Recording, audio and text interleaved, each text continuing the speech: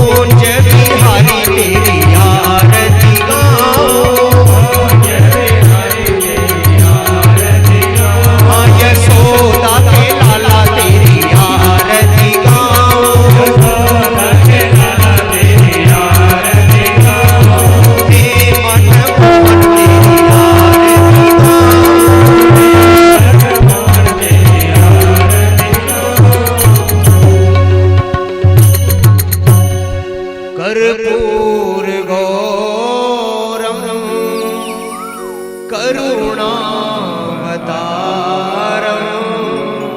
संसार सारं भुजगेन्द्रहारं सदा वसन्तं हृदयारविन्दे भवं भवानी सहितं नमामि। परिक्रमा कर लीजिए, घूम जाइए। ओम जय धरधाम बजरंग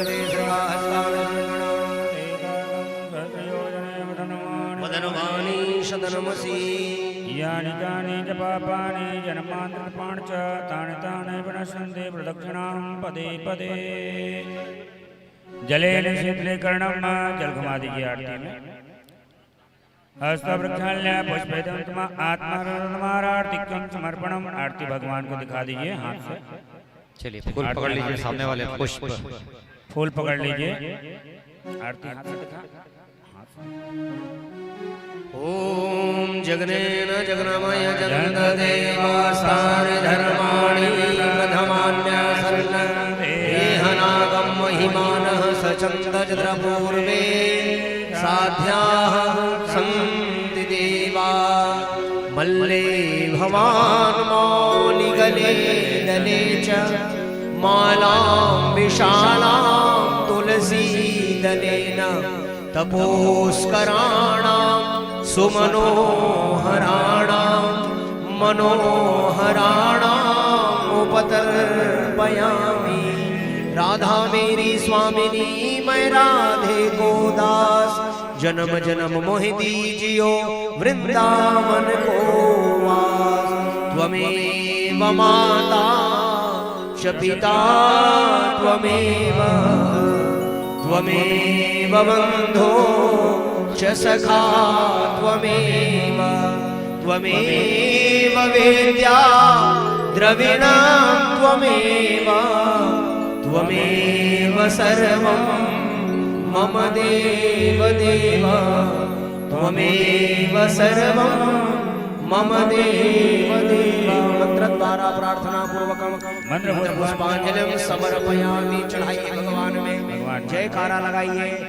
रुक्मणी रमण भगवान की जय हो, श्री द्वारिकाधीश भगवान की जय हो, दीन बंधु भगवान की जय हो, दीनानाथ भगवान की जय हो, भक्तवत्सल भगवान की जय हो, राधावर घनश्याम की जय हो, सियावर रामचंद्र की जय हो, अनंत बलवंत हनुमंत लाल की जय हो, सत्य सनातन धर्म की जय हो, आज के आनंद की जय हो, संध्या कालीन आरती की आद्य गुरु शंकराचार्य भगवान की, धर्म सम्राट करपात्री जी महाराज की, धर्म की अधर्म का प्राणियों में विश्व का गौ माता की, भारत माता की, भारतीय संस्कृति की, नमः पार्वती पतये हर हर। राधे राधे मिला दे, राधे राधे जय जय श्री राम।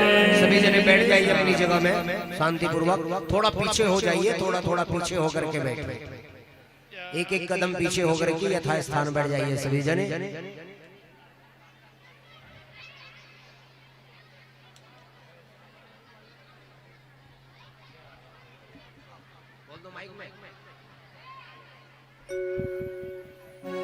बोलिए वृंदावन बिहारी लाल की। हमारे संगीत पार्टी के जितने भी गंधर्व कलाकार भैया हैं, इनकी प्रस्तुति से प्रसन्न होकर के भैया देवेंद्र सिंह चौहान जी के द्वारा 1000 रुपए की राशि अर्पण की गई है। भगवान से प्रार्थना सदा सुखी रहें, स्वस्थ रहें, मस्त रहें, प्रसन्न रहें और भगवान बांके बिहारी जी की कृपा आपके ऊपर बनी रहे, यही मंगल कामनाएं करें।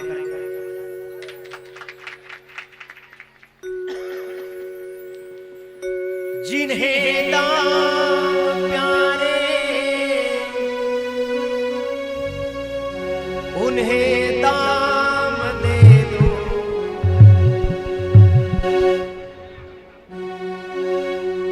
जिन्हें दाम प्यारे उन्हें दाम